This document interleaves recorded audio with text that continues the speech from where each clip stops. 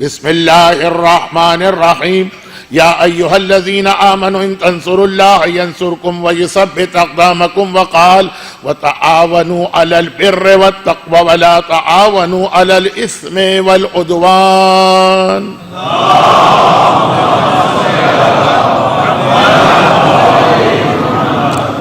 ایام ازاں کے چوتھے عشرے کی آج آخری مجلس ہے اور یہ مجلس 30ویں کی مجلس بھی ہے. اس اعتبار سے آج بھی ماتم زیادہ ہونا چاہیے اور مصائب بھی زیادہ. تو تقریر کا وقت ذرا 5 منٹ یا 7 منٹ کم رہے گا. البتہ میرا یہ جملہ یا یہ لفظ غلط فہمی پیدا نہ کرے کہ آخری مجلس اس چوتھے عشرے کی، ورنہ آپ کو معلوم ہے کہ امام بارگاہ علی رضا میں مجالس کا یہ سلسلہ ماہ سفر کی آخری تاریخ تک مسلسل جاری رہے گا.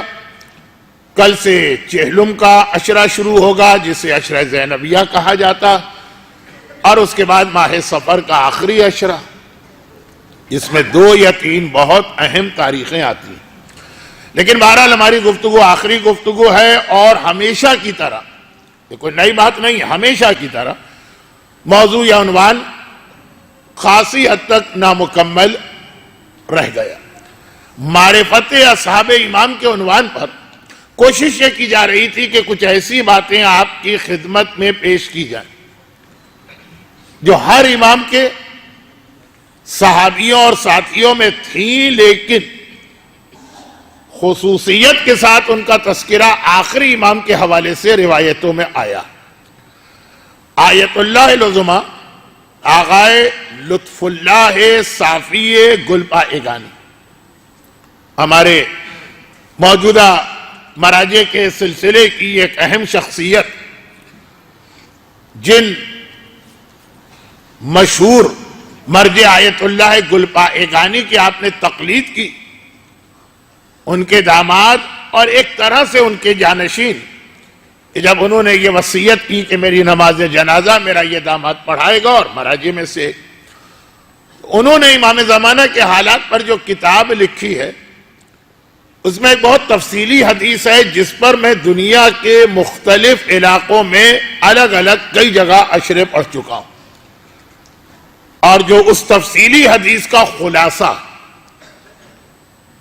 وہ تفصیلی حدیث میں ایک جملہ بھی ہے، اور وہ جملہ یہ ہے کہ یہ حدیث لکھ کر ہر مومن کو اپنے سامنے رکھنا چاہیے. اچھا، اب اصل مسئلہ لکھنے کا نہیں، اصل مسئلہ یہ ہے کہ وہ پیغام ذہن میں ہمیشہ تازہ رہے. تو وہ کیا چیز ہے حدیث میں؟ زمانے کے امام جب ظاہر ہوں گے تو ان کا جو ساتھ دینے والا لشکر بنے گا اس میں 25 یا 28 یا 32 خصوصیات ہیں، سوائے اس حدیث کے جس میں امام خود نمبر بتا دے، عدد. اس کی تو بات الگ ہے، وہ تو نمبر طے شدہ ہے، لیکن جس میں امام عدد نہ بتائیں، خطبہ دیتے چلے جائیں، گنتی ہم لوگ کریں، یہ 1 ہوا، یہ 2 ہوا، یہ 3، اس میں بہرحال تعداد میں اختلاف ہو جاتا. روزہ توڑنے والی 9 چیزیں ہیں کہ 10 چیزیں؟ کھانا پینا، یہ 2 مانے جائیں گے کہ کھانا الگ اور پینا الگ. تو اب یہ 25 یا 28 یا 32. لیکن میں نے جو عشرے پڑھے اس کے اوپر بہت زیادہ پڑھے، پورے عشرے میں یہ حدیث مکمل نہیں ہو پاتی. تو میں اتنا بھی سمپل یا سادہ لوح نہیں ہوں کہ یہ سمجھوں کہ آج کی تقریر میں یہ حدیث شروع کر کے اس کا کوئی حق ادا کر سکوں. نہیں، میں صرف یہ بتا رہا ہوں کہ 25 صفتیں، خاصیتیں، خصوصیات، شرائط جو زمانے کے امام کا ساتھی بننے کے لیے ضروری، انہیں 3 میں محدود کیا جا سکتا. صرف 3، بنیاد 3 ہے، پھر اسی 3 کی تشریح. جیسے عشرہ سجادیہ، جو میرے عشرے سے پہلے والا عشرہ گزرا جس کا نام عشرہ سجادیہ، 21 سے 30 محرم. چوتھے امام کی اکثر یہ حدیث پڑھی جاتی ہے کہ اصول الکفر ثلاثہ، کفر کی بنیاد صرف 3 چیزیں، باقی ساری چیزیں جو ہیں وہ انہی 3 چیزوں کو بڑھاتے جاؤ تو سامنے آتی. التکبر یا الکبر والحرص والطمع، نہیں، الکبر والحرص والحسد کا 3 چیزیں، غرور، لالچ، اور جو کل کی بات کل آ گئی تھی اتفاق سے حسد. اور پھر امام نے مثال بھی دی شیطان کو کس چیز نے کافر بنایا. شیطان ہمارا موضوع اس لیے ہے کہ پچھلے 2 دن سے ہم کس عنوان پہ گفتگو کر رہے ہیں کہ مومن کیسے کافر بنتا. اور اس کی پہلی مثال کون، سب سے پہلی شخصیت کون ہے جو مومن کامل، خالص مومن، بہترین مومن؟ شیطان. سب سے پہلی مثال کہ کون اس خرابی میں مبتلا ہوا کہ ایمان آنے کے بعد اس کا ایمان چلا گیا. ربنا لا تزغ قلوبنا بعد اذ ہدیتنا کی آیت سب سے پہلے کس کے لیے؟ کائنات کی تاریخ میں پہلی مخلوق شیطان. مومن، خالص مومن، کامل مومن. یہ کامل مومن میں نے 2 بار کیوں کہا؟ اس لیے کہ مومن کی 2 قسمیں ہم کو بتائی گئیں، اور یہ قسمیں بھی اس نے بتائی ہیں کہ جس سے بہتر مومن کی تعریف کوئی کر نہیں سکتا. عام آدمی تعریف کرے مومن کی یا کل ایمان بتائے کہ ایمان کسے کہتے ہیں. تو نہج البلاغہ میں جو مولا کا فرمان کہ مکمل ایمان جو ہے وہ تو 3 چیزوں کا نام، اقرار باللسان، تصدیق بالجنان، عمل بالارکان. زبان اقرار کر رہی ہو، دل تصدیق کر رہا ہو، اور عمل، ہاتھ پیر عمل کر کے دکھا رہے ہیں. تو اب یہ مکمل مومن، کامل مومن، میں نے کہا کہ وہ خالی شیطان خالی عقیدہ نہیں ظاہر کر رہا ہے، عبادت گزار بھی ہے. بہت سے مومنین عقیدے میں تو بہت ہی ٹھوس اور کامل ہوتے ہیں، عمل کے مسئلے پہ آ کے ذرا کمزور پڑ جاتے ہیں. مومن بھی ہے، بے حجاب بھی ہے، مومن بھی ہے، داڑھی بھی شیو ہو رہی ہے، مومن بھی ہے، گانے بھی سنے جا رہے ہیں، مومن بھی ہے، زبان پہ غیبتیں بھی جاری ہیں، مومن بھی ہے، نمازیں بھی قضا ہو رہی. شیطان کامل مومن لے کے ربنا لا تزغ قلوبنا، اے خدا ہدایت کے بعد گمراہی نہ ملے.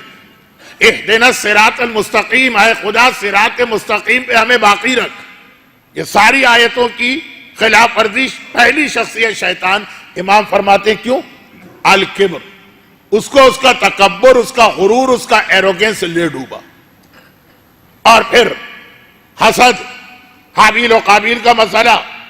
وہ پہلا انسان جس نے ایمان سے چھلانگ لگائی کفر پہ، اور یہ پہلا انسان جس نے قتل کیا کسی کو، لیکن بنیاد حسد اور والحرص. یہ آپ نہیں اتفاق کریں گے، لیکن میری مجلس نہیں ہے چوتھے امام کی حدیث، اور اس کو سمجھانے کے لیے میرے پاس ٹائم نہیں ہے، اس لیے میں چھوڑ ہی دے رہا ہوں. بجائے اس کے کہ کوئی کنفیوژن کریٹ ہو اور پوری حدیث کو یا تو آپ مشکوک کا قرار دے دیں، اور یا پھر کسی قابل احترام شخصیت کے بارے میں آپ بدگمان ہو جائیں. وہ تیسری چیز چھوڑ دیجئے، چیز بتا دی، اس کی مثال چھوڑ دیجئے. اور کہا کہ لالچ. اب یہ اصول الکفر، پورا کفر اس 3 میں اسی کو بڑھاؤ گے تو اسی سے کفر نکلتا.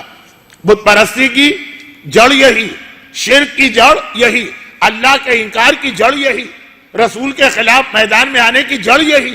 یہی 3 چیزیں. کیا صاحبان ایمان میں یہ 3 چیزیں نہیں پائی جاتی؟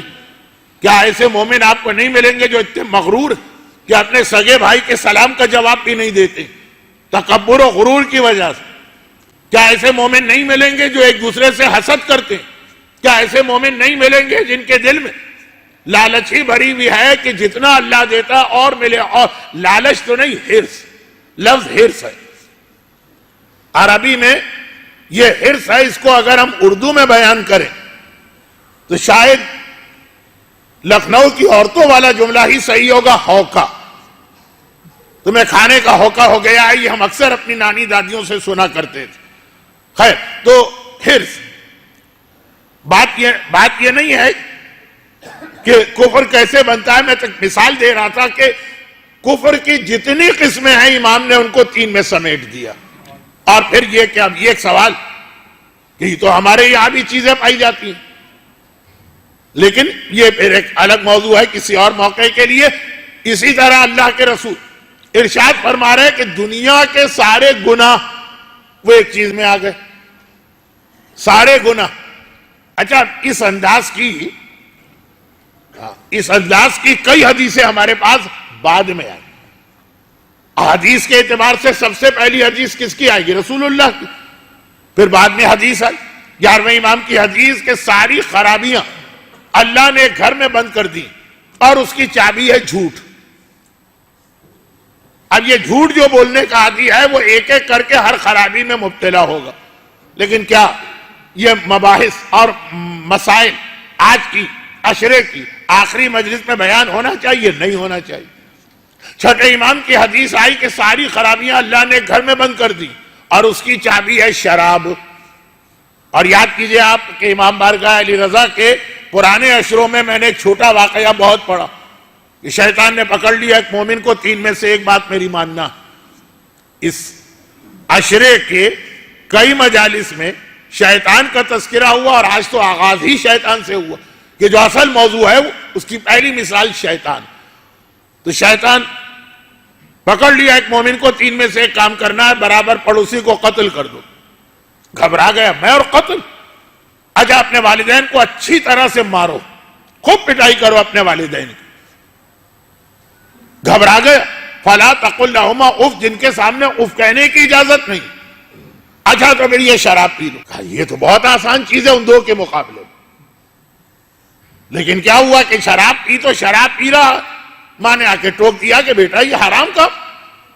شرابی کا غصہ تو مشہور ہی ہے، ہوش و حواس کہاں ہوتے ہیں اس کے.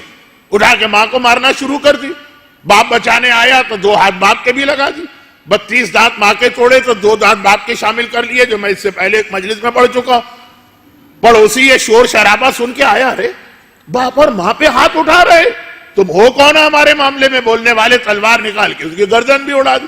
تو اب ایک گناہ سے بچنے کے لیے بظاہر چھوٹے گناہ پہ گیا. امام نے کہا چھوٹا نہیں ہے، یہ ہر گناہ کو دعوت دینے والا ہے، شراب کا گناہ. مگر میری مجالس میں اگر مگر لیکن بہت آتے ہیں. مگر اس کے مقابلے میں دوسری حدیثیں بھی ہیں جن کے لیے اگرچہ میں ایک لفظ استعمال کرتا ہوں، آج استعمال نہیں کروں گا، الٹی حدیثیں. کل میں نے کہا نا، روح نکلنے کا جو عمل ہے اس میں ہماری جنگ ہوتی ہے ملک الموت سے، وہ روح نکالتا ہے، ہم روکتے ہیں. اور ایمان بچانے کی جو جنگ ہے اس میں معاملہ الٹا ہو گیا.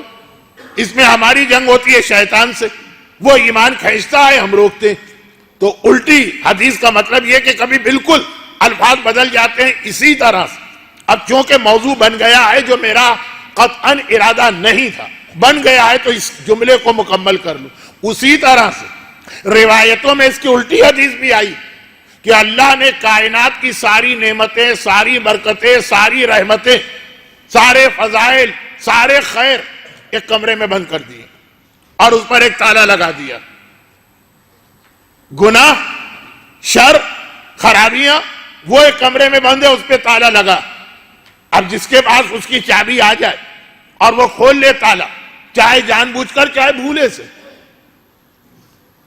بھئی اگر آپ نے کسی کمرے میں کوئی چیز بند کر دی ہے، کبھی چوہے ووہے اس طرح پکڑے جاتے ہیں کہ لاک کر دیا وہ اندر ہے اور غلطی سے کسی اور نے کھول دیا، وہ نکل بھاگے گا، چاہے جان بوجھ کے چاہے غلطی سے. تو شراب اور جھوٹ، الٹی حدیث. تمام خیر، تمام رحمتیں، تمام برکتیں، ساری نعمتیں، سارے فضائل اللہ نے گھر میں ایک کمرے میں بند کر دیے، اس پہ لاک لگا دیا. اب جس کے پاس اس لاک کی چابی آ جائے اور وہ اس کو کھول دے، اسے تمام کائنات کی رحمتیں، برکتیں، خیر سب کچھ مل جائے گا. ادھر جھوٹ اور شراب اور ایک دو چیزیں اور ہیں جو آخر میں، اصل میں تو حدیث رسول سمجھا رہا تھا، وہاں تک پہنچوں گا. لیکن جب یہ منفی پہلو آ رہا تو وہ حدیث بھی آپ کو سنائی جائے جس میں کہا ہر رحمت، ہر برکت، ہر خیر، ہر فضیلت، یہ سب اللہ نے ایک کمرے میں بند کر دی اور اس میں تالا لگا دیا، لاک. اب اس کی چابی ڈھونڈ لو. اگر تمہیں وہ چابی مل جائے اور تم نے وہ تالا کھول لیا، چابی اسی لاک کی ہے، کھلے گا، بس سمجھ لو کہ ہر رحمت، ہر برکت، ہر خیر تمہیں گھر بیٹھے مل جائے گی۔ اب آئیے روایتوں کا ایک جملہ، اور خیر ہو، برکت ہو، رحمت ہو، نعمت ہو، فضیلت جس گھر میں بند کیے گئے اس کی چابی کا نام ہے فاطمۃ الزہرا۔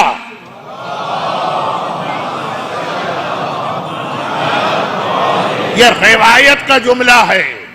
شہزادی کونین، اس کائنات کی ہر رحمت، ہر برکت، ہر خیر، ہر فضیلت شہزادی کونین کے ذریعے سے ملا کرتی ہے۔ جو فاطمہ کا ہو گیا اسے کائنات کی ہر برکت مل گئی۔ اب یہ حدیث جب میں نے اس طرح سے پڑھی تو کسی صاحب کو اعتراض ہوا لفظ چابی پر۔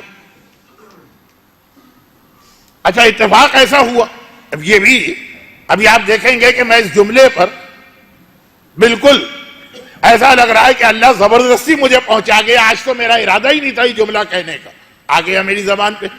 اور وہ کیا جملہ؟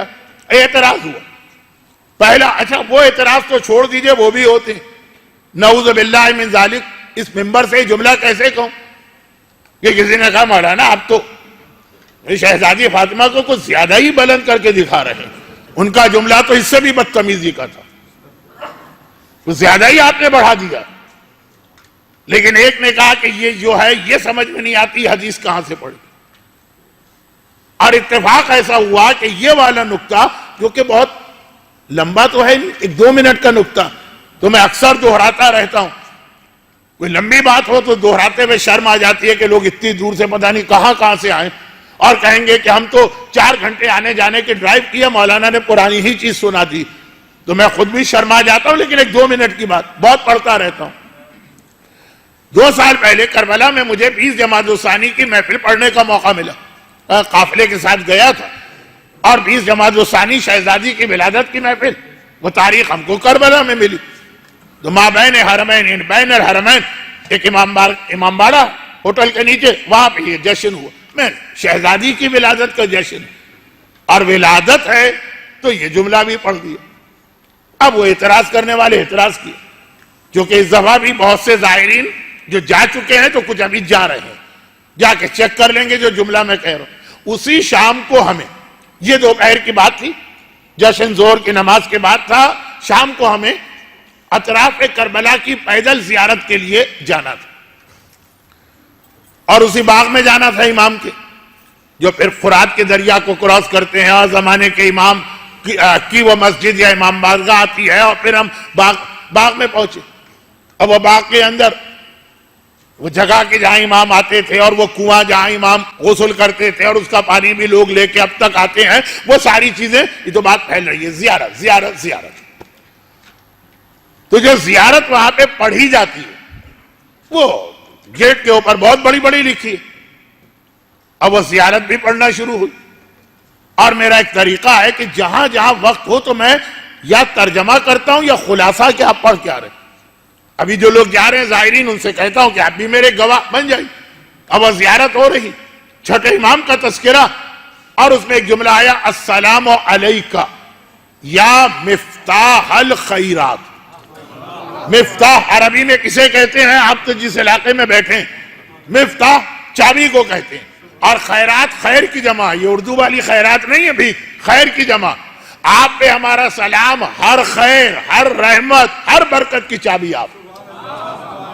باقاعدہ روایت میں یہ لقب آیا، تو اگر کہ ہمارا موضوع تو تھا کہ گناہوں کی چابیاں، لیکن توازن برقرار نہیں رہ سکتا جب تک کہ فروع دین کے یہ دونوں پہلو تولا و تبرہ ساتھ ساتھ نہ چلے، تو یہ ہر نیکی کی چابی ہے، اور بات ہو رہی ہے گناہ کی۔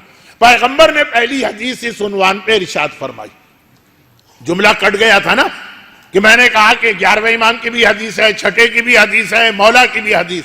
پہلی حدیث اس انداز والی کہ جس میں کئی نیکیوں کو ایک میں یا کئی گناہوں کو ایک میں جمع کر دیا، پیغمبر کی حدیث، حب الدنیا رأس کل خطیہ، ہر خطا، ہر گناہ، ہر ترک اولا، ان سب کی راس، ان سب کی جڑ جو ہے وہ دنیا کی محبت ہے۔ اب یہ آج کا موضوع نہیں، موضوع کیا ہے؟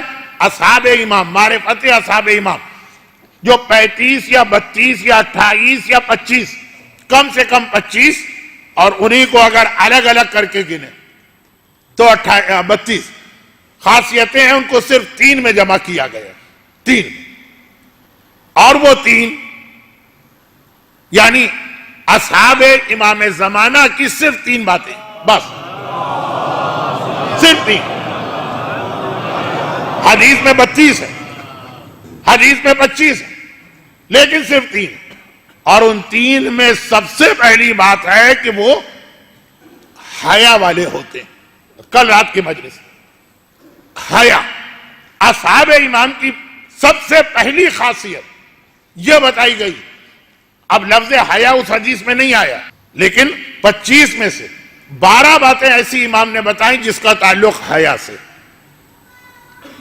جو ایمان کو بچانے والا عمل ہے، اور بے شرمی، بے غیرتی، بے حیائی۔ حرم ربی الفواحش ما ظہر وما بطن، لا تقربوا الفواحش ما ظہر منها وما بطن، ان الذین یحبون ان تشیع الفاحشۃ فی الذین آمنوا۔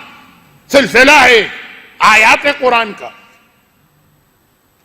معرفت اصحاب میں پہلی بات یاد رکھی، حیا لا دین لمن لا حیا لا، یہ بات کل ہو رہی۔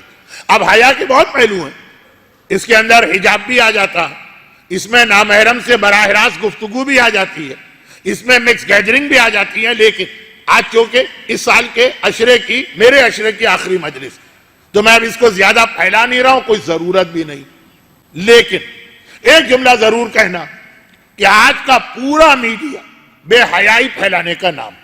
آیت ہے کہ جو لوگ صاحبان ایمان میں بے حیائی کے کام پھیلا رہے ہیں، اللہ نے ان کے لیے دنیا اور آخرت دونوں میں دردناک عذاب رکھا۔ ایک بار پہلے بھی میں نے تفسیر کا ایک جملہ عرض کیا تھا، صرف ایک جملہ۔ شیخ جعفر تستوری تفسیر میں ایک جملہ لکھ رہے ہیں، سوال کر رہے ہیں، سوال کا جواب دے رہے ہیں کہ قرآن نے جہنم کے بارے میں کہا نارون حامیہ، بہت گرم آگ ہوگی۔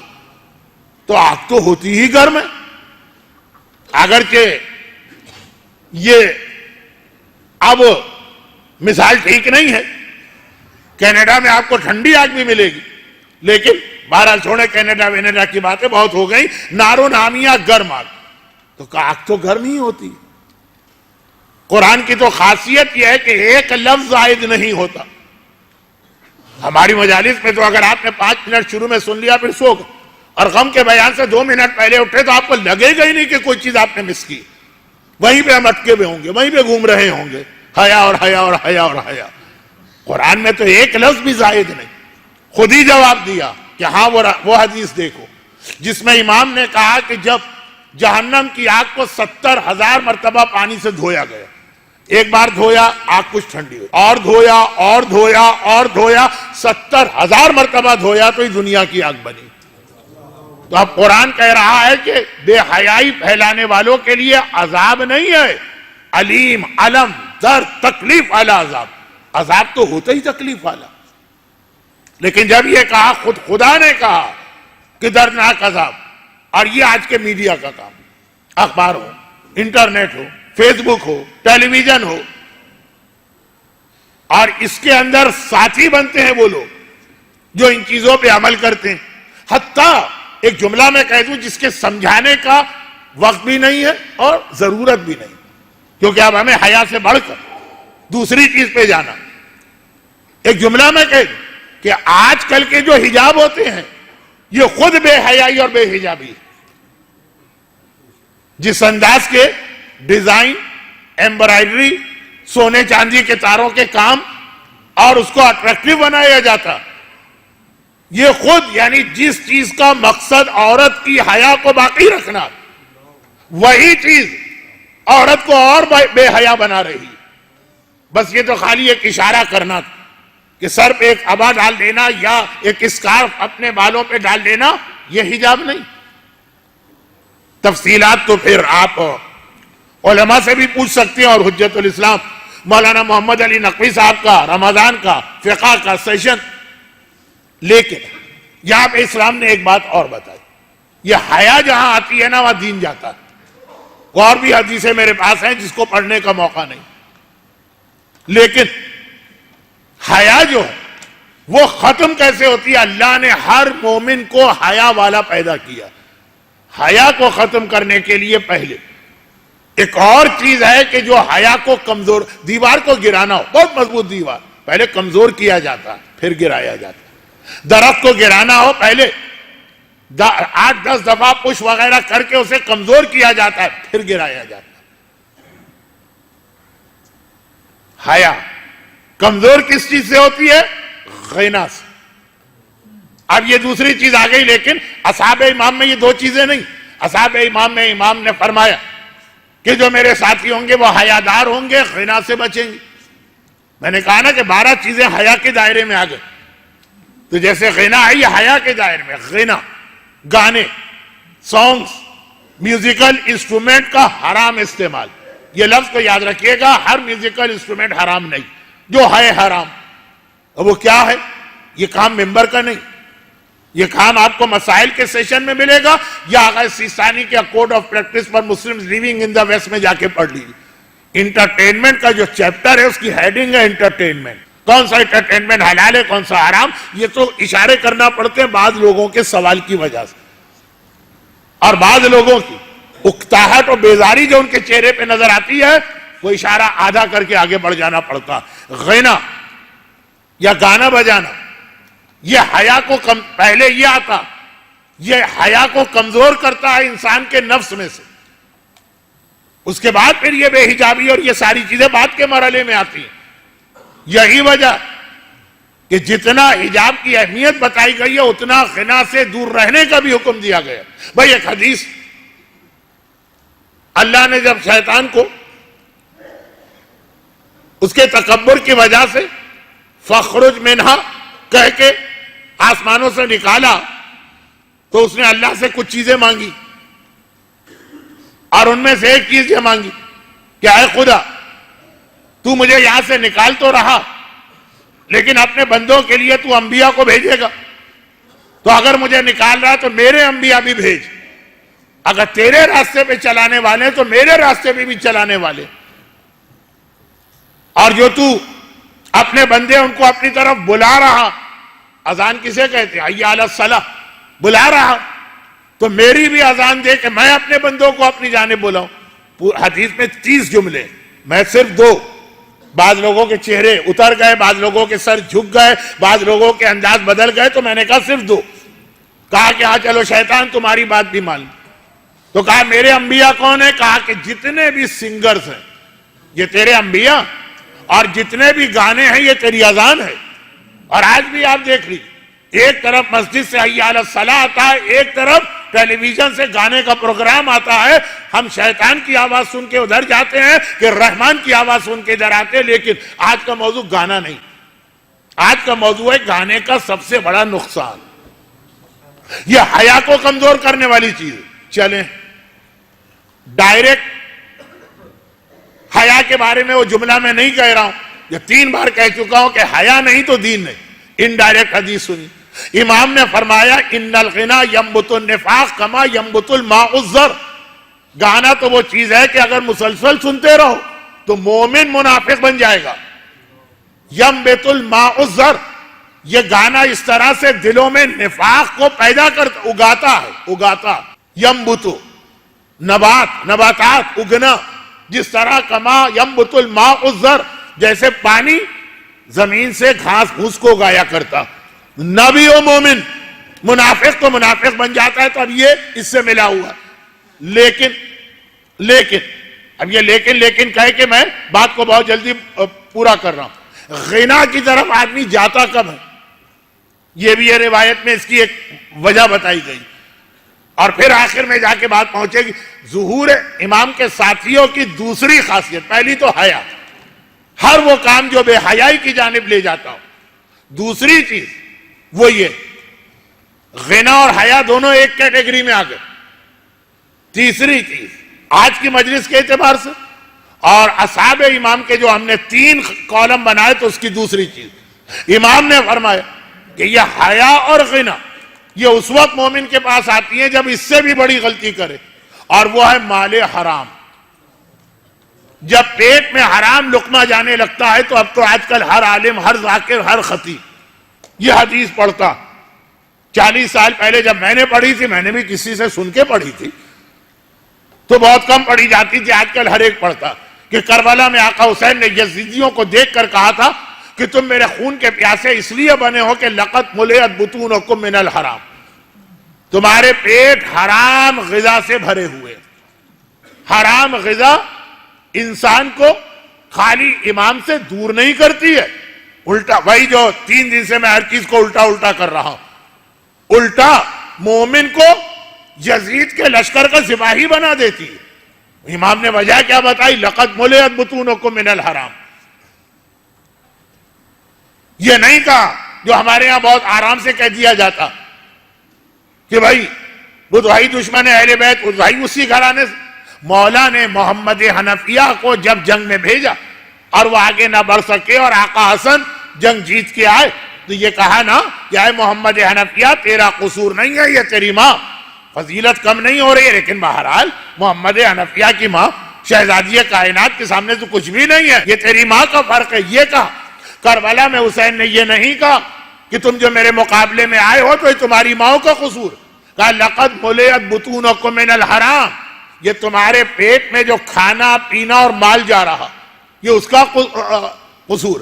اور ایک بات یہاں پہ بہت جلدی پڑھ دوں، بلکہ ذرا رکوں گا اس لیے کہ مجمع تقریباً دروازوں تک پہنچ گیا ہے اور پھر بھی پتہ نہیں کچھ لوگ آ رہے ہیں، اب ان کو جگہ نہیں مل رہی ہے، جبکہ ادھر ادھر آگے نہیں آئیے گا، آپ یہیں بیٹھے رہیے. بچوں آپ لوگ جو ہے نا جہاں جگہ ہے تکلیف میں آپ کو ڈالے بغیر ذرا آگے آ جائیے تاکہ پیچھے زحمت نہ ہو. مال حرام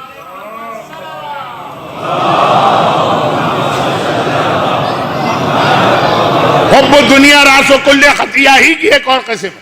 ہر گناہ جب مال کی محبت آدمی کے دل میں پیدا ہوتی ہے، اگرچہ اس کا علاج بھی قرآن نے بہت آسان بتایا، لیکن کیا کروں، وہ علاج میں بتاتا ہوں تو قرآن بدنام نہیں ہوتا ہے، مجھے بدنام کر دیتے ہیں لوگ. وہ قرآن کا علاج الہاکم التکاثر حتی زرتم المقابر، مال کی محبت نے تمہیں گمراہ کر دیا.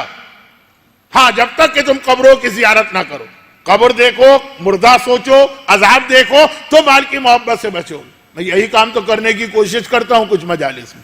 قرآن مسئلہ بھی بتا رہا الہاکم التکاثر، ہلاک ہو گئے تم تکاثر کثرت مال کی وجہ سے، اور علاج بھی بتا رہا حتی زرتم المقابر، موت کو یاد رکھنا. خیر یہ تو ایک ضمنی بات آ گئی. یہ کربلا کے یزیدیوں کی جو سب سے بڑی خصوصیت آقا حسین نے بتائی. مولانا کہاں سے پڑھ دیا کوئی حوالہ؟ پہلی مجلس میں نے کیا کہا تھا کہ اگر میں یہ پڑھ دوں کہ ہر مومن جنتی ہے، کوئی آدمی آ کے حوالہ نہیں مانگے، مطلب کی حدیث، اور اگر کہہ دوں کہ مال حرام کھانے والا یزیدی ہے، مولانا حوالہ. خیر وہ ایک طرح سے بات صحیح بھی ہے، لیکن غلط آدمی سے ہی لوگ سوال کرتے ہیں. اچھا اب آ جائیے آقا حسین کے کربلا کے میدان کے خطبے ہماری قوم نہیں پڑھتی. کربلا کا جہاد عقیدت سے آنسو بہاتے ہیں، لیکن خود حسین نے 28 رجب سے 10 محرم تک بار بار مختلف تقاریر کر کے بتائیں کہ میں کربلا کیوں جا رہا ہوں. وہ بہت کم ہمارے ہاں پڑھا جاتا، لیکن الحمدللہ ایک خطبہ بہت مشہور. پہلے اس کا ایک جملہ مشہور تھا، اب اس کے 2 جملے مشہور ہو گئے. جو پرانا مشہور جملہ ہے الموت اولی من العار، مر جانا بہتر ہے ذلت کی زندگی، عزت کی موت ذلت کی زندگی سے بہتر ہے. کربلا میں آقا حسین کا جملہ ہر ایک کو یاد ہے. اور اسی خطبے میں یہ جملہ بھی پھر اس کے بعد آیا ہیہات من الذلہ، میں اور ذلت قبول کروں ہو ہی نہیں سکتا. اسی بیچارے خطبے کا تیسرا جملہ ہے لقد ملئت بطونکم من الحرام. ادھر ادھر کہیں اور ڈھونڈنے کی ضرورت نہیں ہے.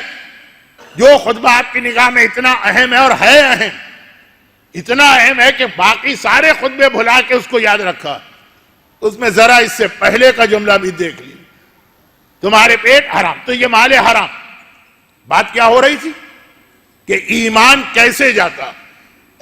مال حرام سب سے اہم چیز ہے جو آدمی کے ایمان کو ختم کرتا. جو کہ وقت بہت کم رہ گیا ہے تو میں ہر بات کو بہت کھول کے نہیں بیان کر پا رہا. اور مال کے حوالے سے بات آئی تو میں ان دو چیزوں کو ملا نہیں رہا ہوں. اب جو بات میں کہنے جا رہا ہوں نا، ایک اور بات ملا نہیں رہا ہوں. مجھے خوشی ہوئی اور بہت زیادہ خوشی ہوئی جب کسی مومن نے کل کی مجلس کے بعد یہ یاد دلایا کہ مولانا آپ نے پہلے اس عشرے کی شروع کی ایک مجلس میں یہ وعدہ کیا تھا. اب آپ کے ذہن کدھر جائیں گے، کیا وعدہ ہوگا؟ کوئی روایت پڑھنا، کوئی واقعہ نہیں.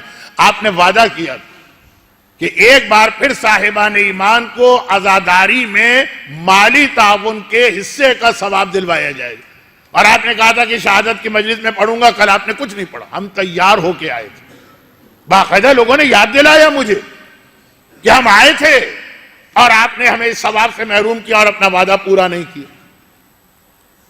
اور میں اکثر ایک جملہ کہتا ہوں کہ بعض اوقات میں کچھ باتیں بے خیالی میں ذرا بڑی تکبر والی کہہ جاتا ہوں. پروردگار پھر چند ہی دنوں کے اندر جو غرور کا سر نیچا، اردو کا محاورہ بھی کہ ایک بات میں نے کہی تھی، بھائی مجھے سب یاد رہتا ہے میں کہاں سے کہاں چل رہا ہوں. خدا نے کہا تم، یہ تو بہت بڑا دعویٰ ہو گیا.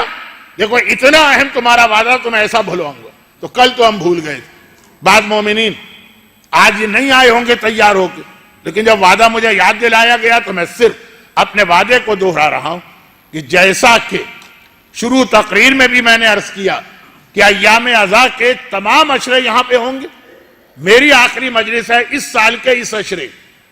کل سے عشرہ چیلم شروع ہو رہا ہے اور اس کے بعد 28 سفر والا عشرہ بغیر کسی وقفے کے مسلسل 20 دن مزید مجلس ہے. اور اس سے پہلے 30 دن آپ سن کے آ چکے ہیں. اور سارا سال تو عزاداری کا یہ محاذ کچھ مالی قربانیاں بھی آدمی سے چاہتا. خداوندہ اس کا ثواب امام بارگاہ علی رضا کی اس صفحہ عزا میں تعاون کرنے والے جلیل القدر علماء سے لے کے اس نوجوان تک کو پہنچے کہ جو جوتیاں ہٹا کے ترتیب سے رکھ دیتا تھا، جتنے لوگوں نے خدمت کی ہے. اور اب آئیے کہ امام کا ساتھی بننا، دوسری اہم ترین چیز بتائی گئی. ایک تو حیا اور دوسری اہم ترین چیز بتائی گئی مال کی محبت تمہارے دل میں نہ ہو. حب الدنیا راس و کل خطیہ. اچھا اس والی حدیث میں جو میں نے ابھی پڑھی کہ دنیا کی محبت، پھر پیغمبر نے وضاحت بھی کی، کہا کہ یہ دنیا کی محبت سے یہ 8 چیزیں نکلتی ہیں اور 8 چیزوں سے 4 چیزیں نکلتی ہیں، 32 چیزیں جا کے بنتی. لیکن پوری حدیث کی ضرورت نہیں.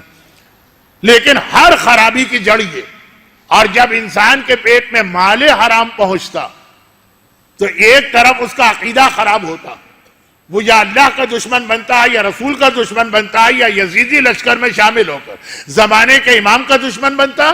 اور دوسری جانب اس کے دل سے حیا رخصت ہوتی ہے. دولت اور بے حیائی یہ ساتھ نظر آئے گی. دولت اور غنا یہ آپ کو ساتھ نظر آئیں گے. یہ 3 بہت اہم مسئلے یاد رکھیے گا. یہ اس سوال کا جواب ہے کہ مولانا ایمان کیسے ختم ہوتا، اور اس کے اندر سب سے بڑی چیز یہ دولت. اب میں جب آتا ہوں ان علاقوں میں، ہر مومن کو دوسرے کے خلاف، کتنی بار میں نے کہا کہ قبر کے اندر بڑے بڑے علماء اور مجتہدین اگر سوال و جواب میں مبتلا ہوئے تو اپنی نماز اور اپنے روزے اور اپنی عبادتوں کی وجہ سے نہیں، اس میں تو الحمدللہ سب پرفیکٹ ہوتے. مال کے اندر ذرا سی خرابی، شیخ عبد الطاہر خراسانی کا واقعہ کتنا میں نے پڑھا. وہ نیک مومن اور مرنے کے بعد جہنم کے عذاب میں مبتلا ہوا صرف اس وجہ سے کہ خمس کی دیکھ بھال میں وہ ذرا سا لاپرواہی کر گئے. نہ اس کا کچھ لینا نہ اس کا کچھ دینا. مال حرام کھایا نہیں اس نے. کسی نے کہا یہ خمس مستحق تک پہنچا دو، اس نے لیا اور آگے پہنچا دیا، لیکن صحیح جگہ نہیں پہنچائے تو کوئی فائدہ بھی نہیں ہوا. لیکن وہاں جو مرتے ہی جہنم کے عذاب میں وادی برہوت کے اندر ملا تھا، وہ ہندوستانی شہزادہ جس نے اس کے پاس ہیرے جواہرات رکھوائے تھے، واقعے کا خالی اشارہ کر رہا ہوں. وہ نجف کے اتنے بڑے عالم کا واقعہ، مرنے کے 1 سال کے بعد کسی کے خواب میں آ رہے ہیں دوست کے. کہاں تھے 1 سال تک؟ کہا کہ میں تو حساب کتاب میں پھنسا کھڑا تھا. کس چیز کا حساب کتاب؟ کہا کہ میرے سامنے سے بھوسے سے بھرا وہ اونٹ گزر رہا تھا، میں نے ایک تنگا توڑ کے دانتوں میں خلال کر لیا مرنے کے بعد مجھ سے پوچھا گیا کہ یہ ایک مسلمان کا مال تھا، بغیر اجازت کے تم نے اس کو استعمال کیسے کیا؟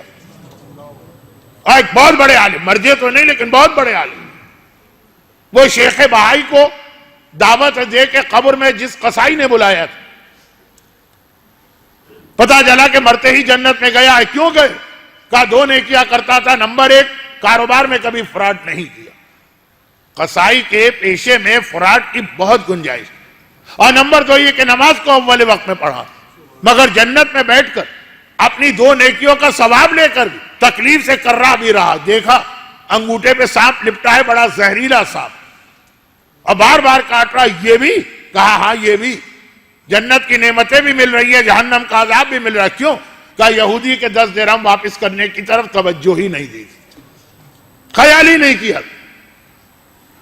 تو قبر ہو کے قیامت، یہ جو پیسے کا لین دین اور حساب کتاب کا معاملہ، اتنے آج کل اچھے صاحبان ایمان کے فراڈ کے کیسز سننے کو آتے، قرضہ لیا ہے واپس نہیں کر رہے، پیسہ لیا ہے انویسٹمنٹ کے لیے کھا کے بیٹھ گئے، یہ تو خیر بڑی رقم ہے، تنکے کا حساب دینا ہے۔ وَمَنْ يَعْمَلْ مِثْقَالَ ذَرَّةٍ خَيْرًا يَرَهُ وَمَنْ يَعْمَلْ مِثْقَالَ ذَرَّةٍ شَرًّا يَرَهُ۔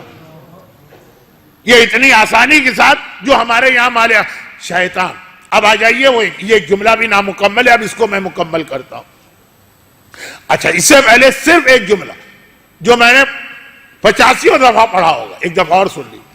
انتہائی متقیوں، پرہیزگاروں، دیندار گھرانوں میں بھی،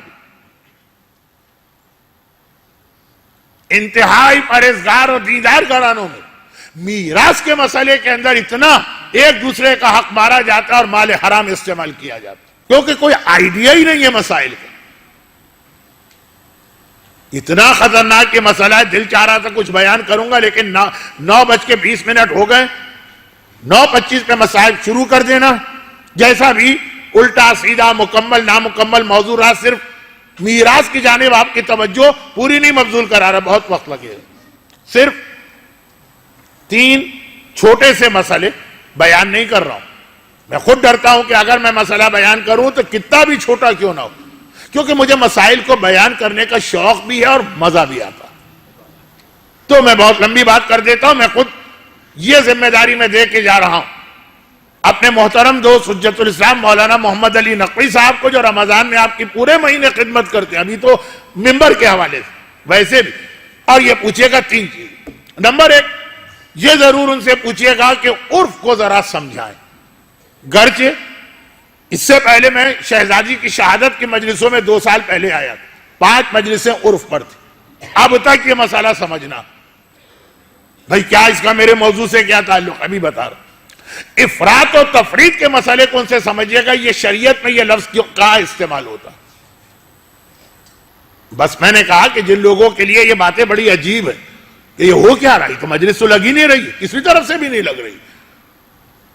9:25 پہ مجھے یہ بیان مکمل کر دینا تو 4 منٹ بچے، مگر یہ لفظ 2 لفظ تو بہت زیادہ ضروری، اور پھر میراث کے کچھ موٹے مسئلے۔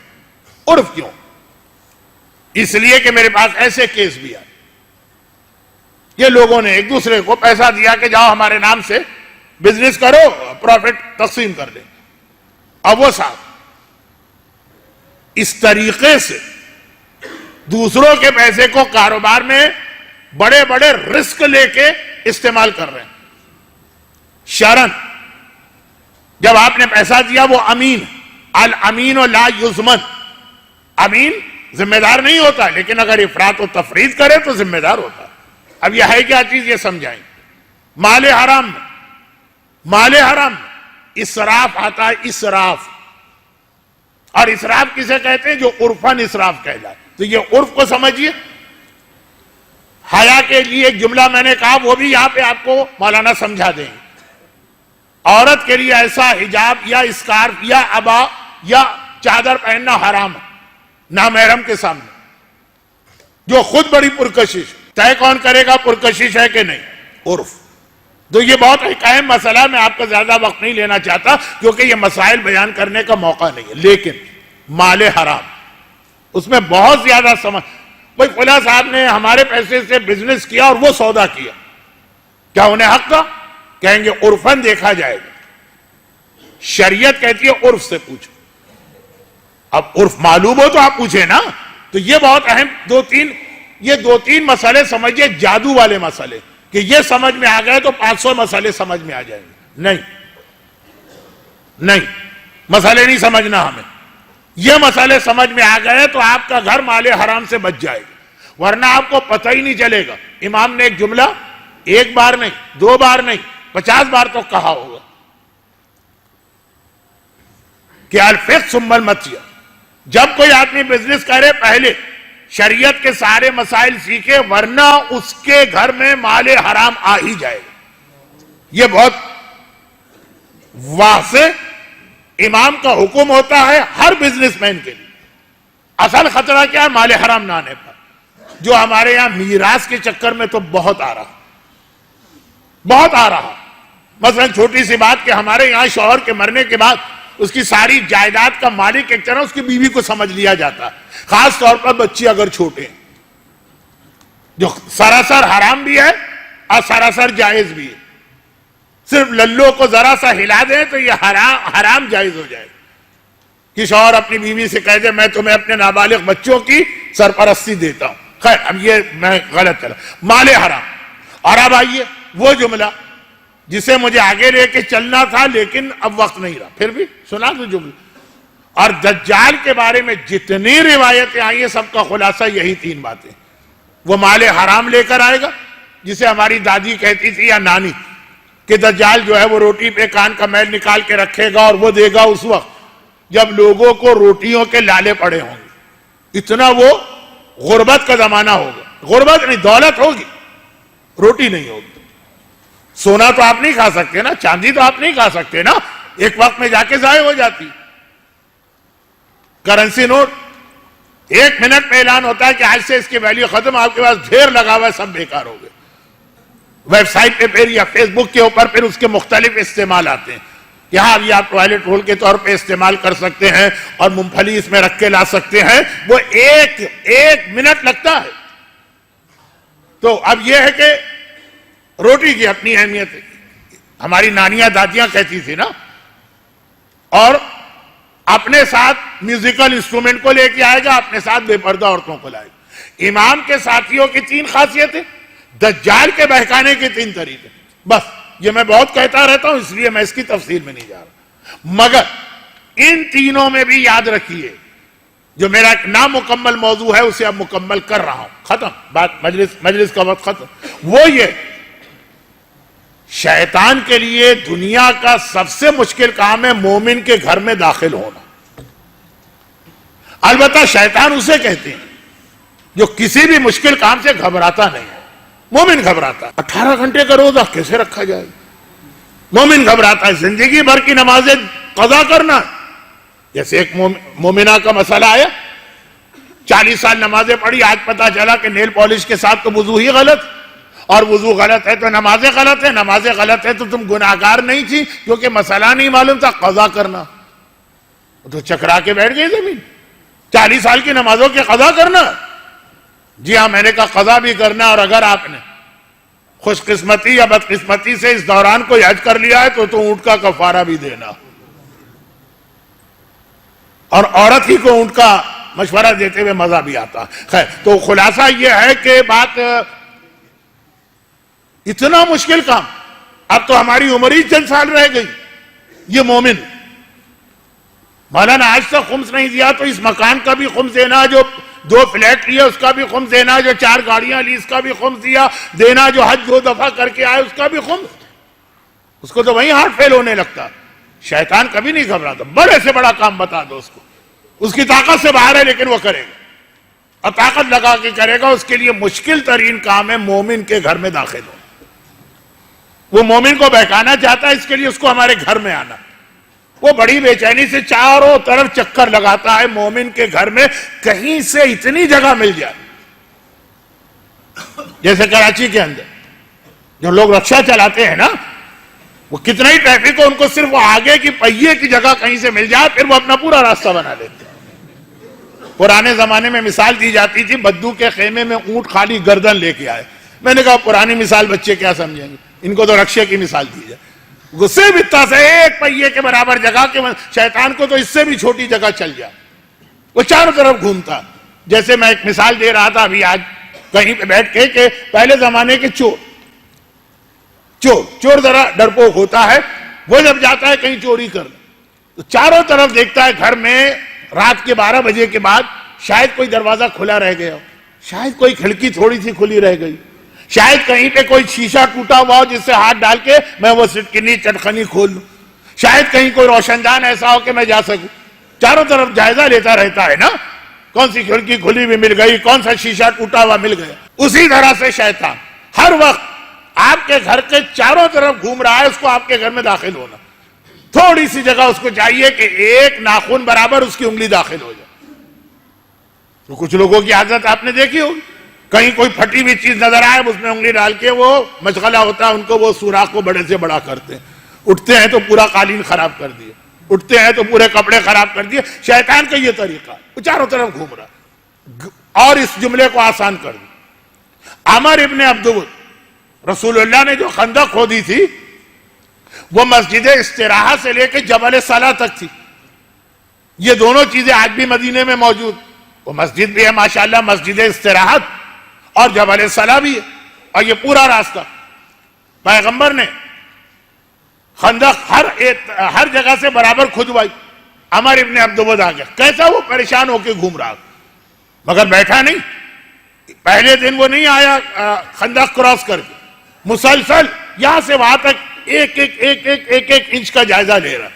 ایک جگہ اسے موقع نظر آیا کہ یہاں میرا گھوڑا کراس کر سکتا. شیطان کو اتنا موقع نہ دی, یہ کسی طرف سے آپ کے گھر میں داخل ہو جائے.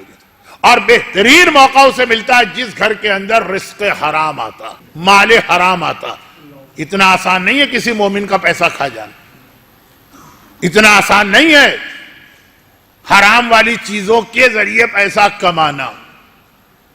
بس میں اختتام پہ پہنچ گیا, شاید یہ 4تھی دفعہ میں اختتام پہ پہنچا ہوں, لیکن اب تو واقعاً پہنچ گیا. اور اس میں ایک بات کا خیال رکھیے گا, زیادہ رونا ان پر آتا, رونا آتا جو اپنے حلال محنت والی چیز کو حرام میں بدل دیتے. اور یہ وہ تمام لوگ ہیں جو حلال تو کماتے ہیں مگر کوئی واجب چھوڑنا پڑتا. عورت کو اپنا حجاب چھوڑنا ہے تب جاب ملا, جاب حلال ہے, لیکن یہ مثال نہیں دینا. وہ والدین جو اپنی اولاد کی تربیت اس لیے چھوڑ دیتے ہیں کہ مولانا آج کی زندگی میں صبح سے شام تک ہم لگے ہیں پیسہ کمانے میں, اتنا وقت کہاں ہے کہ اولاد پہ توجہ دیں. جیسے اگر آپ پیسہ کمانے کے لیے نماز چھوڑ دیں اور یہ کہے کہ اتنا وقت کہاں ہے کہ نماز پڑھے, ہم تو صبح سے شام تک انہی گھر والوں کے لیے پیسے کما رہے ہیں, تو یہ عذر کوئی قبول نہیں کرے گا. اسی طرح یہ عذر کہ بھائی اولاد کے لیے ہمارے پاس وقت نہیں ہے, ہم تو آتے ہیں وہ سو چکا ہوتا ہے, جب وہ صبح اٹھتا ہے تو ہم سو رہے ہوتے ہیں, اس لیے کہ ہم گھر کا خرچہ چلانے کے لیے اتنی محنت کر رہے ہیں. یہ حلال محنت کر رہے ہیں لیکن ایک واجب ترک کیا. خالی نماز واجب نہیں ہے, وہ تو ہے ہی, روزہ واجب نہیں ہے, تربیت اولاد بھی واجب ہے. یہ مال حرام کیسے بن رہا ہے اس کو میں سمجھا رہا تھا. مگر وہی جو میری تقریر کا آخری حصہ تھا, مایوس کبھی نہ ہو مومن, کوشش آپ کو کرنا. ابھی میں نے کہا جن کے پیٹ حرام سے بھرے وہ یزیدی. حسین کی مظلومیت وہ ہے جس نے یزیدیوں کو بھی رلوا دیا. دیکھیں یزیدی ہیں تو آدمی سوچے کہ یہ تو ہیں یزیدی, ان سے تو بات کرنا ہی بیکار ہے, کون سی ہماری بات مانیں, مگر یزیدیوں کو بھی رلوا دیا. مومن مایوس نہیں ہونا, یزیدیوں کو بھی بدل سکتے ہو, بس شیطان کو داخل ہونے کا موقع نہ دو, پھر خیر ہی خیر. اور دجال کے ہتھیار سے ہمیشہ بچتے رہو.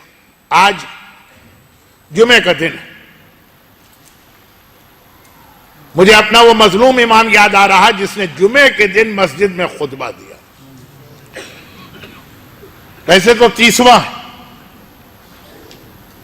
ہمارے یہاں کے عرف میں یہ لفظ میں آپ کے حوالے کر گیا تھا کہ آپ سمجھیے گا بعد میں علماء سے. 30ویں کو مرنے والا اور یاد آتا ہے. ویسے تو یاد ہے اور یاد آتا ہے. اور پھر آدمی اپنی حیثیت کے مطابق دسترخوان پہ کچھ کھانے کی چیزیں رکھتا, اور کچھ نہ صحیح تو پانی ضرور رکھتا. زینب کبریٰ کے لٹے گھر میں تو آج اتنے شہیدوں کا 30واں. ہمارے یہاں تو یہ کہ بھئی باپ مر گئے ہیں, مولانا آج ان کا 30واں ہے, آ کے فاتحہ پڑھ دی. زینب کے گھر میں آج کتنے شہیدوں کو یاد کیا جا رہا. اور کتنی عجیب بات ہے کہ ساقی کوثر کی بیٹی ایک کوزہ آپ بھی آج ان شہداء کے فاتحے کے لیے کسی کی خدمت میں پیش نہیں کر سکتے. ساقی کوثر کی بیٹی ہے. یہ ساری کائنات کی جنتیوں کو کوثر سے سیراب کرے گا, کیونکہ یہ 30واں جو آیا تو زینب کبریٰ مدینے میں اپنے گھر میں نہیں ہے, وہ اسی زندان شام میں ہے جہاں کل وہ ننھی سی بچی, وہی زندان شام جہاں خود زینب کہتی ہیں بیٹا سجاد آنے والی خوراک اتنی کم ہے کہ میں اپنا حصہ بچوں کو دے دیتی, جس کے نتیجے میں شاب غریبہ پوری رات لٹے گھر کا پہرا دینے والی زینب میں صرف نماز شب پڑھنے کی طاقت نہ رہی, بیٹھ کے پڑھ رہی. کہا وہ شام غریبہ لگ رہا ہے کہ یہ زینب نہیں, عباس جری کی بہن, لگ رہا ہے کہ یہ فاتح خیبر مشکل کشا علی کی بیٹی. اور آج آ کے دیکھیے نماز کے لیے سنت نماز بدن میں کیوں سارا حصہ بچوں کو دے دیا جاتا, اور بچے بھی وہ ہیں کہ جو روز بروز کم بھی ہوتے جا رہے ہیں. مگر اس حالت میں بھی اچھا آپ رو رہے ہیں, کیوں رو رہے ہیں؟ آپ کا اہل بیت سے صرف ایک ایمانی رشتہ ہے, وہی سب سے بڑا رشتہ ہے. لیکن آج آپ 1300 سال بعد چند جملے سنتے ہیں تو پھوٹ پھوٹ کے رونے لگتے ہیں. اور آقا سجاد اپنی آنکھوں سے یہ سب دیکھ بھی رہے ہیں اور ان مصائب کا حصہ بھی بنے ہوئے. سکینہ کی پیاس آپ کو رلائے گی کہ آقا سجاد کو رلائے گی. مگر جو اصل میرا اختتام ہے اس عشرے کا, مگر ان تمام مصائب کے درمیان سجاد کا جہاد تو دیکھیے کہ کس طرح سے سجاد نے یزیدیوں کو رلایا. جمعے کا دن یزید کا حکم آیا کہ آج قیدی کو قید خانے سے نکال کے مسجد کی نماز جمعہ میں لاؤ. وہ میری طاقت بھی دیکھے اور کچھ تقاریر بھی سنانا تھا, اور یہ احساس پیدا کرنا تھا کہ اے سجاد تم ہم سے ٹکرائے, دیکھو ہمارے کتنے چاہنے والے اور ماننے والے, تمہارا تو ایک بھی نہیں. یہ غلطی تھی تمہارے بابا کی. خیر, پوری مسجد شام کے یزیدیوں سے بھری ہوئی. اور یہ یاد رکھیے کہ ایک دستور دنیا ایک طریقہ ہوتا کہ کم از کم جب کسی کو نماز کے لیے لاتے ہیں تو ہتکڑی بیڑی کھول دی جاتی ہے کہ مسجد میں لے جا رہا ہے, یہ نماز پڑھے گا. مجمع میں سے کوئی نہ پوچھے کہ بھائی وہ نمازی ہے, نماز پڑھ رہا. یزید کو اتنا بھروسہ ہے اپنے شامیوں پر کہ اگر میں ایک قیدی کو اس حالت میں لاؤں کہ گلے میں توق ہو, ہاتھوں میں ہتکڑی ہو, پاؤں میں بیڑی ہو, تب بھی ایک آدمی نہ احتجاج کرے گا نہ سوال کرے گا. اور ہوا بھی یہی. خدا ایک بار پھر آپ کو زیارت پہ لے جائے جب سجاد مسجد میں داخل ہوئے, سارے لوگ نماز کے لیے تیار بیٹھے, خطبہ سننا چاہتے ہیں, اور سجاد کو بالکل آگے ممبر کے قریب جگہ دی گئی, کیونکہ یزید کا مقصد ہی یہ تھا. ساری مسجد نے دیکھا, دیکھیں ابھی جو لوگ پیچھے آ کے بیٹھے ہیں آگے والوں کو پتہ ہی نہیں, لیکن سجاد ساری مسجد نے دیکھا. آج جمعے کا دن ہے, ذہن میں وہ مسجد لائیے نمازیوں سے بھری ہوئی. سجاد بیٹھ گیا, خطیب ممبر پہ گیا اور اس نے خطبہ دینا, جمعے کا خطبہ. خیر اب وہ تو خطبہ بھی اپنی جگہ ایک بہت اہم پیغام. کہا کہ اے مسلمانوں مبارک ہو, آج اللہ نے ہمارے حاکم کو فتح دی, اور نعوذ باللہ من ذالک, نعوذ باللہ من ذالک, باغی ابن باغی مارا گیا اور اس کے گھر والے قیدی بن کے آئے, اور تمہیں یہ فتح و نصرت مبارک. آقا نے 2 جملے کہے, پہلا جملہ یہ کہ اے شخص تو نے دنیا خریدنے کے لیے آخرت کو بیچ دیا، وہ بے سمجھ تریت، اور کتنا برا سودا کیا، اور ایک بندے کو راضی کرنے کے لیے اللہ کو ناراض کر دیا، اور کتنی بڑی ناراضگی تو نے مول لی۔ کہیں ہم میں تو ایسا نہیں ہے جو دنیا خریدنے کے لیے آخرت کو بیچ رہا، کہیں ہم میں تو کوئی ایسا نہیں ہے جو دنیا کے کسی آدمی کو راضی رکھنے کے لیے اللہ کو ناراض کر رہا ہو۔ یہ جملہ میں نے پچھلے سال ایک جگہ پڑھا تو اس سال وہاں پہ اس جملے سے مجھ سے پورا اشرا پڑھوا دیا گیا کہ وہ فہرست پھر بتا دیجئے کہ اللہ کس سے ناراض ہوتا۔ اللہ کو ناراض کیا ایک انسان کو، اس کے بعد آقا سجاد کھڑے ہو۔ آسان نہیں تھا کھڑا ہونا، فاقے کے عالم میں ہے، جب زینب کبریٰ کو غذا نہیں مل رہی ہے اور فاقے کے عالم میں گلے میں طوق بھی ہے ایسا کہ ہر وقت گردن جھکی رہتی ہے، ہاتھوں میں ہتھ کڑی بھی ہے، پاؤں میں بیڑی بھی ہے، اسی حالت میں کھڑے ہوئے کہ یزید تیرے آدمی کو جو کہنا تھا کہہ دیا، اب اجازت ہے میں بھی کچھ کہوں۔ اب یزید تو ابھی پریشان، کیا جواب دے؟ مجمع نے کہا کہ اے یزید ہم اس کی بات سننا چاہتے ہیں۔ آقا سجاد کو یزید کی اجازت نہیں چاہیے، یہ ممبر یزید کا نہیں ہے، یہ سجاد کا ممبر۔ تو پھر یہ سوال کیوں کیا؟ مجمع کو بیدار کرنا ہے، لوگ سو رہے ہیں ان کو جگانا ہے۔ انگریزی کا ایک لفظ ہے اویئرنیس۔ چنانچہ جیسے ہی مجمع جاگا اور اس نے کہا کہ ہم بھی سننا چاہتے ہیں، آقا نے پلٹ کے دیکھا بھی نہیں کہ یزید کیا بول رہا، اس سے اجازت کو تھوڑی لے رہا تھا، اور ایک بار ممبر پہ گئے، ممبر پہ جا کے تاریخ انسانیت کے اہم ترین خطبات میں سے خطبہ دیا، کہا جو مجھے جانتا ہے سو جانتا ہے، جو نہیں جانتا تو مجھے پہچان لے۔ انا ابن محمد المصطفیٰ، انا ابن خدیجۃ الغراء، انا ابن علی المرتضیٰ، انا ابن بنت نبیک، میں محمد مصطفیٰ کا بیٹا ہوں، میں خدیجہ پاکیزہ کا فرزند ہوں، میں علی مرتضیٰ کا وارث ہوں، میں تمہارے نبی کی بیٹی کے بیٹے کا بیٹا ہوں، ارے مجھے پہچانو، انا وارث الکعبہ، انا صاحب و صفا و مروہ و زمزم، کعبے کا مالک میں ہوں، صفا اور مروہ اور زمزم کا صاحب میں ہوں۔ اس انداز سے میرے مولا نے خطبہ دیا اور پھر ان جملوں پہ آ گئے، اور دیکھو میں وہ ہوں کہ جس کو بھوکا اور پیاسا ذبح کیا گیا، جس کا سر پس گردن سے جدا کیا گیا، جس کے لاشے پہ گھوڑے دوڑائے گئے، جس کے گھر والوں کو قیدی بنا کے بازاروں اور درباروں میں لے جایا گیا۔ مسجد میں کوہرام بپا ہوا، یزید گھبرا کے مؤذن سے کہتا ہے کہ اقطع کلامہ، جلدی سے اس جوان کا کلام کاٹ دے، اذان دے۔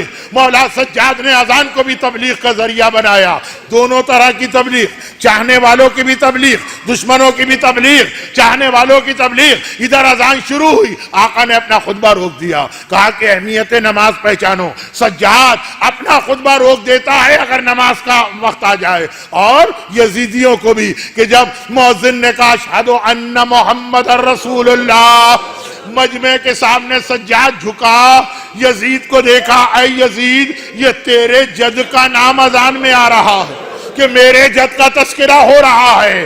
اذان کو بھی اپنا تعارف بنایا، بس تاریخ کا واقعہ مکمل ہوا۔ اب دو جملے میں اپنی طرف سے کہتا ہوں، ایک جملہ آپ سے کہتا ہوں، ایک جملہ آقا سجاد سے کہتا ہوں۔ آپ سے جو جملہ کہتا ہوں وہ یہ کہتا ہوں کہ آپ نے زندگی میں سینکڑوں علماء کو سنا، خطیبوں کو سنا، ذاکرین کو سنا، اسپیکر کو سنا۔ دیکھیے میں تو خود ممبر پہ جاتا ہوں، خطبہ دینے والے کو گردن کی یا گلے کی آزادی چاہیے کیونکہ کبھی سر گھمانا پڑتا ہے، ہاتھوں کی آزادی چاہیے، ہاتھوں سے اشارہ کرنا پڑتا ہے۔ ہماری جان نثار مسجد کے اس خطیب پر جس کے گلے میں طوق خاردار بھی ہے، ہاتھوں میں ہتھ کڑیاں بھی ہے، اور ایسا خطبہ دے رہا ہے۔ اور ایک آخری جملہ آقا سجاد سے عرض کرنا ہے، ہاتھوں کو جوڑ کے عرض کرنا ہے، مولا سجاد نہ میں آپ کی توہین کر رہا ہوں، نہ آپ کے مصائب کو کم کر رہا ہوں، لیکن ایک جملہ کہنے کو دل چاہتا ہے۔ مولا جب مسجد میں کوہرام بپا ہوا، لوگ رونے لگے، یزید نے آپ کا کلام درمیان میں کٹوایا، مگر کلام کٹوایا تو اذان کے ذریعے نا۔ جب آپ کا بابا کربلا کے میدان میں اصغر کو لے کے آ رہا ہے اور عمر سعد کہتا ہے اقطع کلام الحسین، حسین کا کلام کاٹ دے، تو وہ اذان سے نہ تھا، وہ ہر ملا کا 3 بھال کا تیر چلا، جس کا اپنا وزن اصغر کے وزن سے زیادہ، اصغر کا گلا ایک سرے سے دوسرے سرے تک چھدا، اصغر کا خون ناحق حسین کے ہاتھ میں آیا، آسمان کی جانب پھینکنا چاہے تو گھبرا گیا، مولا یہ خون ناحق نہ آئے کبھی بارش نہیں ہوگی، زمین پہ ڈالنا چاہا زمین تھرا گئی، مولا یہ خون ناحق زمین پہ نہ آنے پائے، انکار آسماں کو ہے راضی زمین نہیں، اصغر تیرے خون کا ٹھکانہ کہیں۔ خداوندہ بعض روایتوں میں بھی ہے اور مقاتل میں بھی، جس مجلس میں اصغر کے مسائل پڑھے جاتے ہیں، اصغر کی دادی فاطمہ غش کھا کے گر پڑتی ہے۔ خداوندہ تجھے اس خون ناحق کا واسطہ جو آسمان و زمین قبول کرنے کو تیار نہیں، ان مصائب اصغر پہ جتنے مومنین اور مومنات گریہ کر رہے ہیں، ان کو غم حسین اور غم اہل بیت کے علاوہ دنیا آخرت کے ہر غم سے محفوظ فرما۔ پروردگارہ صاحبان ایمان علی اصغر کے خون ناحق کے طفیل، ان کے گھروں کو، ان کی اولادوں کو، ان کی روزی کے ذرائع کو ہر آفت و پریشانی سے محفوظ فرما۔ خداوندہ میرے مظلوم آقا سجاد کے اس خطبے کا واسطہ ہمیں بھی اس دین کے احکامات پر عمل کر کے دوسروں تک یہ پیغام پہنچانے کی توفیق عطا فرما۔